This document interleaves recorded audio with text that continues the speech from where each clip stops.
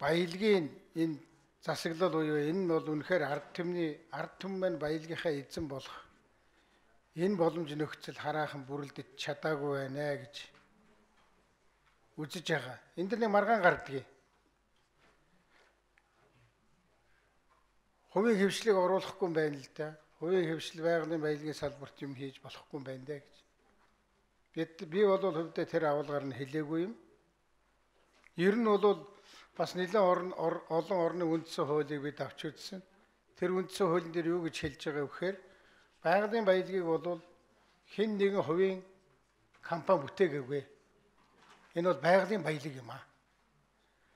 Хэн нэг компани хүний бүтээсэн хувийн өмч хувийн баялаг руу төр өөр хэн нэгэн халдах хэрэггүй. Энэ бол манай үндсэн хуулийн үндсэн зарчим байгаа. Бид нар сүүлийн үед энийг холдог болсон. Санаатаа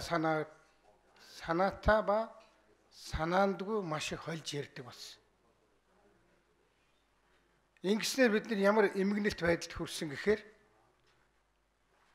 монголчуудын байгалийн баялаг бол 3 сая хүнийх биш. Маш цөөхөн хүний эрх мэдлийн арга хэрэгслүүдээр олж авсан юм болж хувирч байгаа. Энэ одоо нууц биш болсон. Энийг яаж хийж яах вэ гэхээр бидний хамгийн түрүү хийсэн нэг алдаа засах ёстой. Засч л байгаа л да, засах гэж оролдож л байгаа. Үеийн засгийн газар тэгсэн ч бас шийдэж чаддаг байгаа юм бол лицензийн асуудал байна.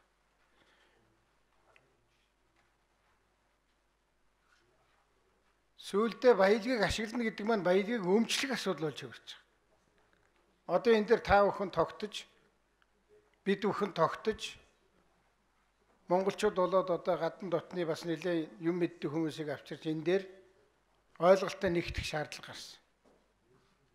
Байгалийн баялагийг ашиглаад байгаа мó? Байгалийн баялагийг өмчлөөд байгаа мó? Лиценз гэдгийн цаатал дээр. Хаана хүрээд энэ эрх мэдэл хаана ямар хэлбэрээр дуусах ёстой бид өнөөдөр хүртэл нэгдсэн ойлголтгүй явж байгаа. Тэгээ би Монголын уус товчооны нэг 2 мөр хэлье гэсэн.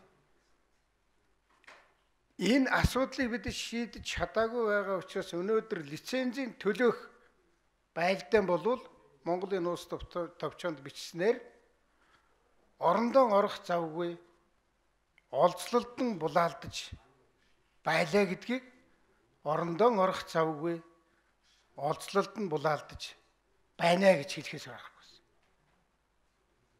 Тийм учраас бид энэ асуудлыг бол үнэхээр анхаарч үзэх юм шаардлагатай болжээ.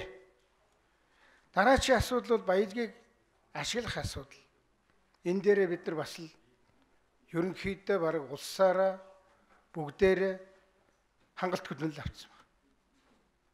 Хэдхэн том ордыг оруулсан нэртэй болж байгаа боловч эндээс авах үр өгөөж авсныгаа шингээх, хүртээх, хуваарлах олон юм дээр бид нар бас мэдэхгүй зовлон бас нэг хэсгийн хитрхи мэдхийн давуу талыг ашиглаж байгаа. Тэгээ би та бүхнийг өнөөдөр энэ баялагын засаглал гэдэг энэ хил зүйлэгт хүрэлцсэн маш их баярлалаа. Ноён Питер Хефелед бас баярлалаа. Конрад Аденерээс хамтраад энэ сэдвийг бас одоо босгож тавьж байгаа. Тэгээ би төгсгөлд нь дахиад хэлье. Бид энийг бол нэг удаагийн хил зүйл болгож орхихгүй. Монголчууд бид нар энийг маш олон удаа ярьж иж бид нар энэ байгалийн баялагын салбарын үндэсний стратегийг маш богино хугацаанд босгох хэрэгтэй. Энэ зөв боссон байгалийн зөв засаглалын хүчинд монголчууд бид нар богино хугацаанд боломжийн улс болж хөгж. Төгсгөлд нь ганц өгүүлбэр хэлье. Байгалийн баялагын зөв засаглал гэхлээр эсвэл байгалийн баялагын зөв хуваарлалт гэхээр бэлэн мөнгө тарааж өгдгийг бид нар юус ойлгомоор. Би өөрөө улс төрч хүн, ерөнхий сайдч байсан хүн өөрийгөө оруулан би энэ дээр бол бид нар буруу хийсэн ажлуудаа бол засах хэрэгтэй. Ялангуяа сонгуулийн өмнө арай хийж олдсон жаахан янз бүрийн нэртэй байсан сангуудаасаа бэлэн мөнгө тараадаг. Тэгэхээр энийг бол бид бас зогсоох хэвчтэй нэг зогсоох тэр хууль зүйн хөшүүргүүдийг гаргах хэрэгтэй. Би хамгийн энгийн жишээ хэлэхэд бид нэр хуулиудаа гаргадаг шүү дээ. Төсвийн доктортой байдлын хууль гэж гаргасан. Энэ төсвийн доктортой байдлын хууль бол сүүлдээ төсвийн тогтворгүй байдлын хууль болж хувирсан шүү дээ. Бүгдээрээ мэдж байгаа. Засаг юм уу нэг их хурл гарч ирэх бүхэндээ байх хугацаанд 2-3 удаа өөрчлөлт. Дотоодын нийт бүтээгдэхүүнд өрийн эзлэх хөв хэмжээ 40% хэтрэхгүй байна. Үгүй ээ. Одоо 60% хэтрэхгүй байна. Үгүй ээ. 80% хэтрэхгүй байна. Энэ бол хууль биш, энэ бол дур зоргын хэрэг. Улс төрчдийн тэр дотроо цөөхөн хүмүүний дур зоргын хэрэг болж хувирсан. Энэ бүхнийг бид нэр засах ёстой. Би одоо байгаа бүх асуудлыг, бүх проблемыг тоочоод яах вэ? Энэ дотор би та бүхний хүрэлцэж ирсэнд маш их баярлж байгаа. Баялагын засаглалын хувьд тулгамдаад байгаа нэг намрын асуудал бол консенсус буйлтын буюу энэ ойлголцол хийх асуудал байна гэж ингэж харагдаж байгаа. Энийг нэн түргэн хэлмээр байна. Энэ ойлголцлыгоо нийт одоо энэ байгалийн баялагтай улсын иргэдийн төвшөндөх ойлголцол хамгийн чухал байна гэдгийг эхэнд нь хэлмээр байна.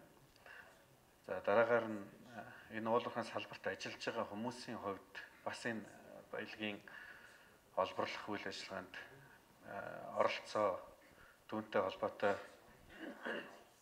асуудлуудаа ойлгох энэ асуудал их чухал байна.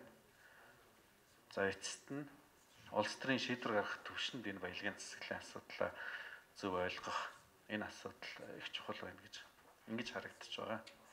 Бид ерөнхийдөө уул уурхайг хийхдээ нэг уул уурхай явах гэж байгаа орон нутгийн төвшөнд ойлголцол хийх гэж энийг одоо сүүлийн үед нэг тэргуун туршлага болгож гаргаж ирээд энэ рүүгээ нэлээд анхаарал явуулсан ийм зүйл байгаа. Гэхдээ энэ бол хангалтгүй гэдг нь ер нь сүүлийн үед харагдаад байгаа. Уул уурхайн салбарт энэ үйл ажиллагаанаас болоод нийгэм энэ уул уурхайн салбарыг эргээр хүлээж авч гинөө, сөргөөр хүлээж авч гинөө гэдг нь эргээд улс төрд ч нөлөөлдөг, уул уурхайн салбарт ч нөлөөлдөг. Ер нь энэ гурван төвшөндөх ойлголцол нь аль аль тийшээгээ бас харилцан уялдаад нэг нэгэндээ шийдвэр гаргахад нөлөөлөө явцдаг ийм зүйл байгаа учраас энэ гурван төвшинг гурвуулангийн хамарсан ийм ойлголцлыг хийх ёстой юм байна гэж ингэж харагдаад байгаамаа.